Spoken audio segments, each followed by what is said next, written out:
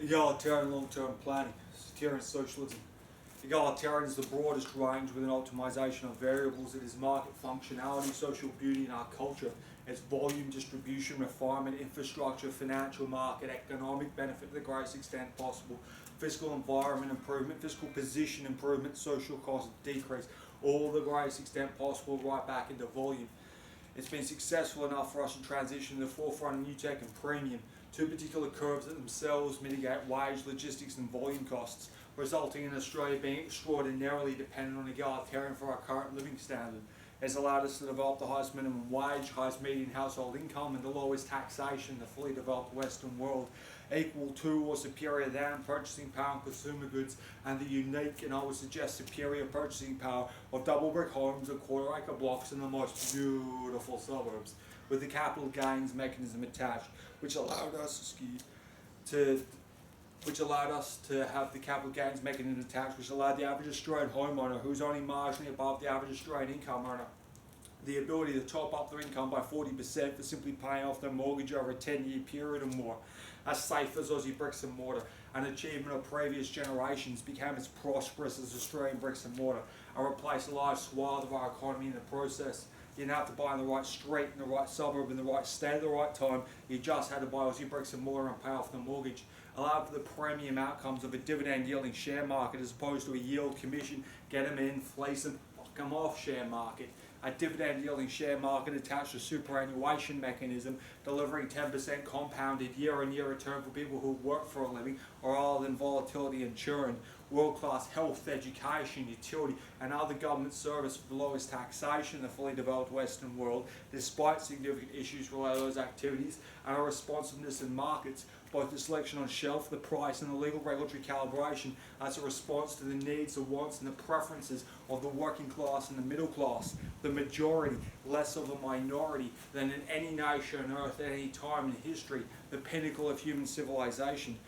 derived from the working class man's paradise, derived from the classless society, derived from wealth for toil as opposed to wealth from no toil or toil for no wealth, derived from egalitarian. Superior to the pyramids, the castles, the symphonies, the operas, superior to the playwrights, superior to the large corporate multinationals. No artifact, entity or event is mankind created or partaken in as significant or as superior as egalitarian, as a classless society, as wealth for toil. Australia continues to be the most egalitarian nation on earth, but it resides upon a precipice, a stilted, extenuated, hierarchical, undiverse, centralised, detached, inflated structure. And if we allow price resetting at present, similar to the one that West Australians have endured over the last 4 to 5 years to be replicated nationally, or in other words, occurred at WA a second time to a greater magnitude, then egalitarian may not only be diminished, it may be lost. And WA is a distilled microcosm of this nation, more centralised, less diverse, more inflated, smaller, and at present there are 60,000 West Australian households in negative equity. That's almost a tenth of the population, a tenth of one of the most important industries, a tenth of one of the most important asset classes, a tenth of one of the most important products, a tenth of consumers in an economy reliant on dead-end consumption in the service sector to a tremendous extent. In an undiverse economy, that's a tenth of the economy, at a point in time where debt-to-income ratios are 10 to 13 times, with deposits of 1 to 5 to 10%, whereas for our parents' generation, it was deposits of 20 to 50%, with debt-to-income ratios of 3 to 4 times. Negative equity is the last 10 to 15 years of your life on the line, the next 5 to 10 made very difficult. It's losing your home and owing the bank every cent that you earn for the next 2 to 5 years. If we allow that outcome to be replicated to a greater magnitude, occurring in WA a second time on a national scale, then egalitarian may not only be diminished, it may be lost. And if that occurs, we'll feel the full weight of our limited numbers, our isolation, long distances, and our first world wages, no matter how far they fall. And we'll have pissed up against a wall 200 years worth of struggle, toil, sacrifice, and work for the sake of some shiny trinkets that couldn't be passed on to the next generation, let alone transition to being significant components of a substantial investment portfolio of an economy. My fully integrated contemporary policy framework can be implemented with no disadvantage, no backward step, as long as there's economic momentum and growth, something that's currently waning and facile, located on the east coast and central market segments and dependent on government spending.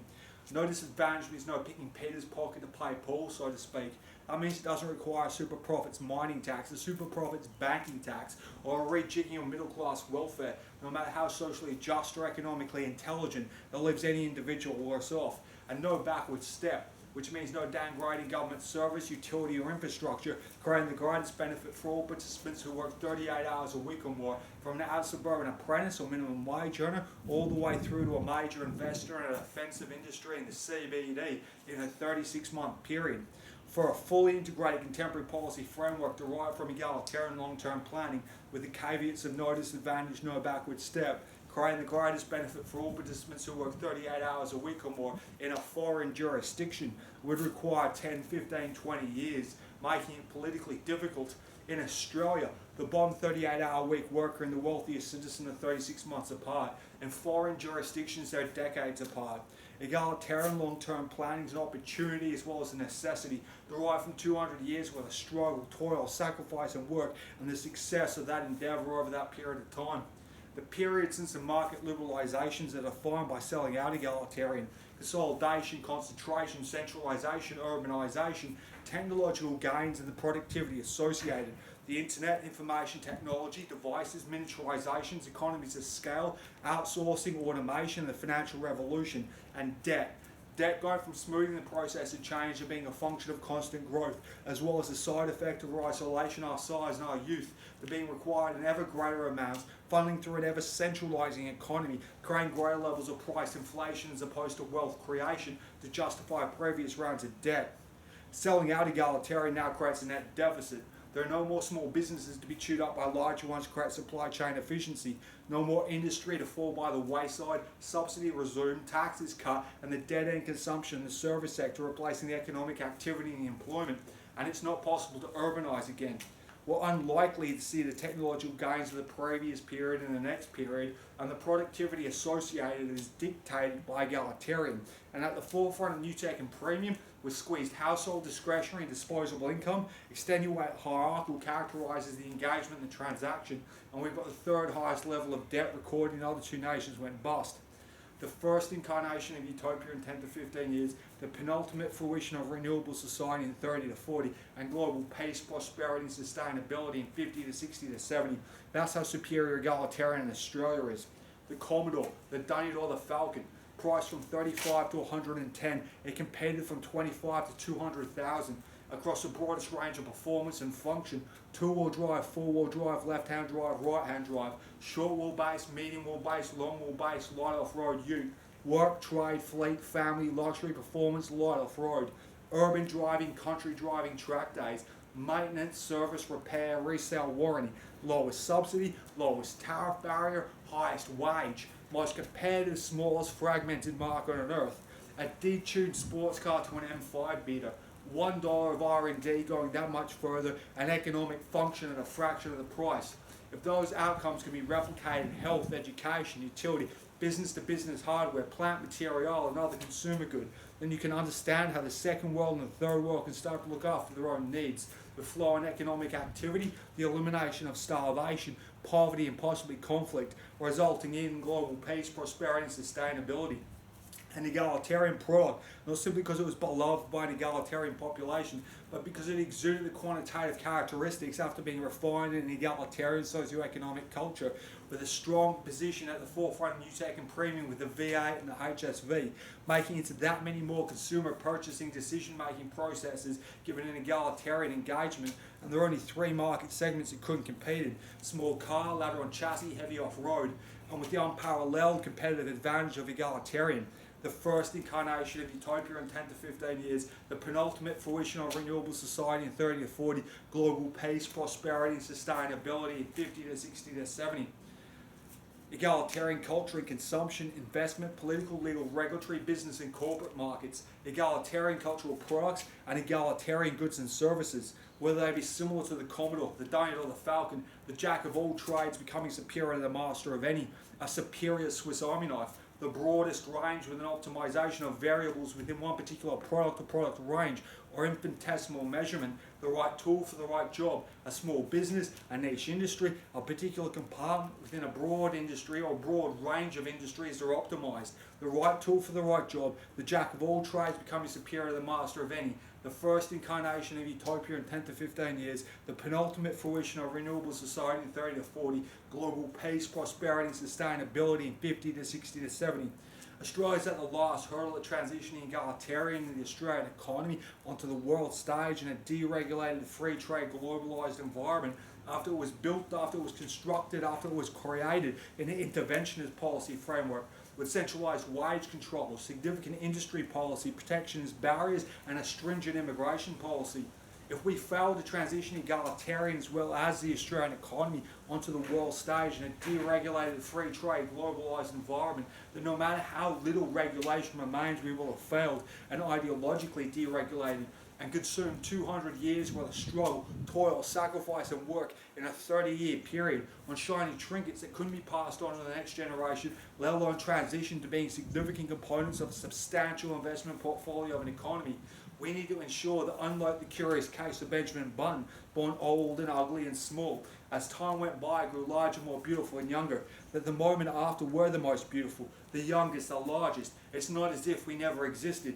Highest minimum wage, highest median household income, lowest taxation, world-class health, education, utility and other government service for the lowest taxation, despite significant issues related to those activities. Our responsiveness in markets, selection on shelf, price and legal regulatory calibration. That's a response to the needs, the wants and the preferences of the working class and the middle class, the majority, less of a minority than in any nation on earth at any time in history, the pinnacle of human civilization. If we replace that youth, that beauty, that size simply with GDP points and population numbers, then it will be as if Australia never existed. 200 years worth of struggle, toil, sacrifice and work, creating the classless society, the working class man's paradise, wealth for toil, social and economic justice and economic superiority, and will become what the Western world was prior to Australia's existence.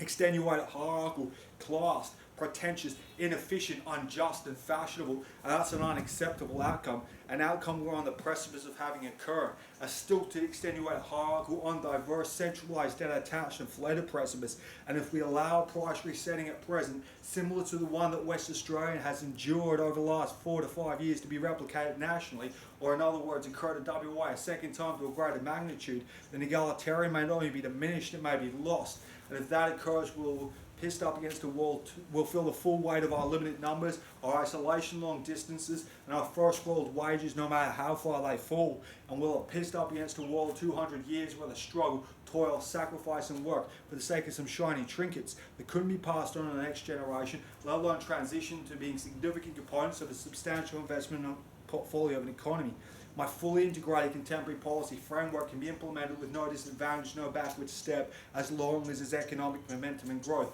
something that's currently waning and facile, located on the east coast in central market segments dependent on government spending. Centralised growth, undiverse growth, inflated growth, debt-attached growth, growth reliant on government spending and growth lacking alternative. Growth we require to continue until that alternative exists in order to ensure that any price resetting that occurs is a refinement of input costs and price signals, a benefit to the population, the nation and the next generation as opposed to market failure and the destruction of 200 years worth of wealth and value creation, social and economic justice generation and Australian culture. That's the significant substance that's on a precipice at present, along with the shiny trinkets and the large numbers. The ability for a cost to be an investment creating a return, a benefit to the population, the nation, and next generation, as opposed to a cost being a decline to an inferior position where costs accumulate and opportunity continues to diminish. That's the significant substance. That's the equation before the Australian population, the Australian Federal Parliament at present, that requires a consideration and invigoration. The alternatives being Australian culture, wealth for toil, social and economic justice, mutual benefit, repeat business, or a decline to foreign culture. Greed is good. One-off encounters, extraction, commission-based, benefiting at somebody else's expense. That's the significant substance. That's the equation before the Australian population, the Australian Federal Parliament at present, that requires our consideration and invigoration, or 200 years worth of wealth and value creation, social and economic justice generation in Australian culture will be pissed up against a wall. And the hardship from the decrease in living standard that accumulates will be defined by this particular period where we failed to invigorate egalitarian.